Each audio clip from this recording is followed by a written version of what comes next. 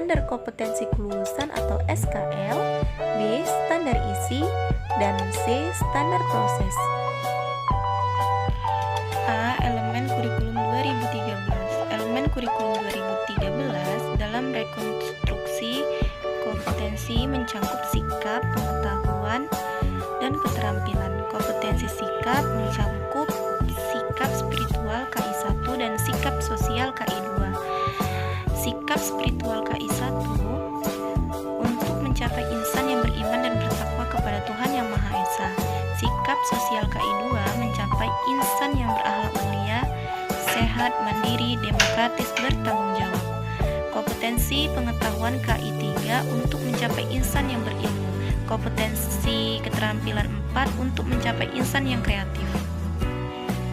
Berikut standar kompetensi kelulusan atau SKL kurikulum 2013 dalam penjelasan pasal 35 Undang-Undang Nomor 20 Tahun 2003 disebutkan bahwa standar kompetensi lulusan merupakan kualifikasi kemampuan lulusan yang mencakup sikap, pengetahuan, dan keterampilan peserta didik harus dipenuhinya atau dicapainya dari satuan pendidikan pada jenjang dasar dan menengah.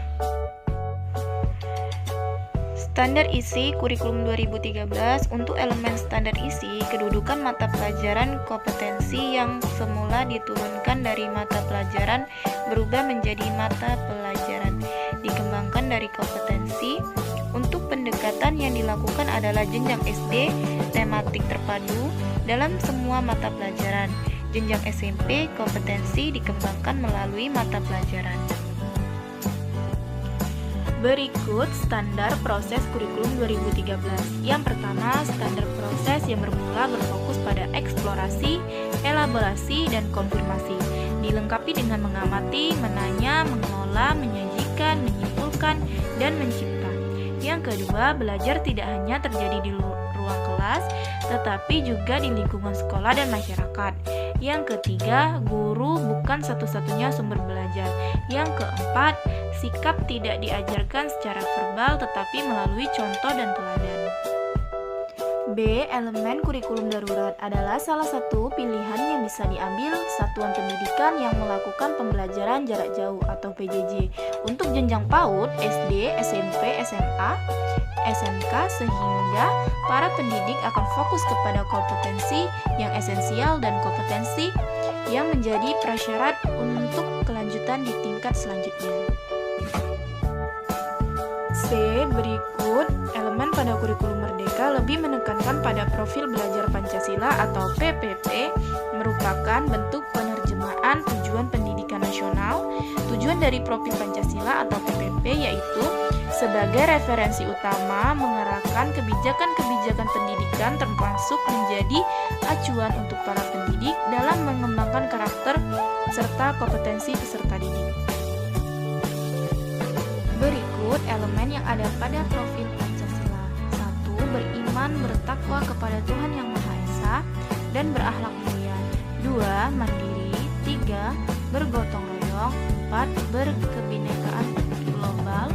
Yang kelima, bernalar kritis. Dan yang keenam, kreatif. Berikut standar kompetensi lulusan kurikulum Merdeka atau KURMA.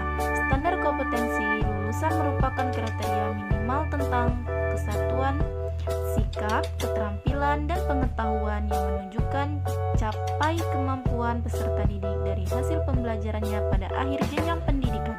Standar kompetensi lulusan digunakan sebagai pedoman dalam menentukan kelulusan peserta didik dari satuan pendidikan, kecuali bagi pendidikan anak usia dini. Kompetensi menjadi ciri-ciri profil Pancasila yang mencerminkan kualitas generasi yang sesuai dengan tujuan pendidikan nasional, serta pandangan dan cita-cita para pendiri bangsa. Adapun dua kompetensi lainnya yakni literasi dan numerasi. Standar isi KURMA. Standar isi dikembangkan melalui perumusan ruang lingkup materi yang sesuai dengan kompetensi lulusan. Penyusunan standar isi dilakukan dengan merumuskan ruang lingkup materi pembelajaran yang sesuai untuk mengembangkan kompetensi peserta didik sesuai dengan standar kompetensi kelulusan.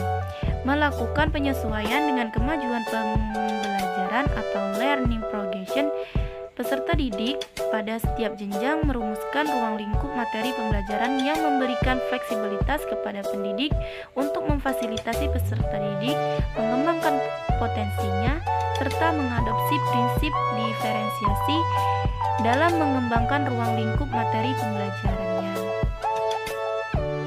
Standar proses KURMA. Standar proses digunakan sebagai pedoman dalam melaksanakan proses pembelajaran yang efektif dan efisien sehingga mampu mengembangkan potensi, praksa, kemampuan, dan kemandirian peserta